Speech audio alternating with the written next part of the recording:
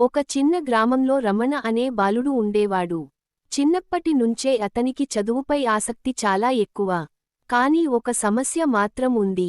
అతనికి ఆటల మీద, టీవీ మీద ఎక్కువ ఆసక్తి ఉండేది.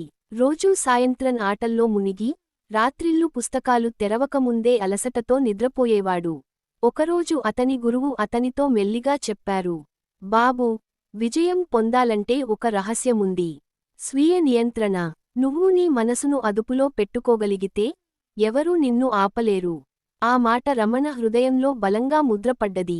అప్పటినుంచి అతను తన జీవితంలో మార్పు చేసుకోవాలని నిశ్చయించుకున్నాడు. ప్రతిరోజూ ఉదయం 5 గంటలకు లేవడం ప్రారంభించాడు. ముందుగా పాఠశాల పుస్తకాలను చదివి, ముఖ్యాంశాలను రాసుకునేవాడు.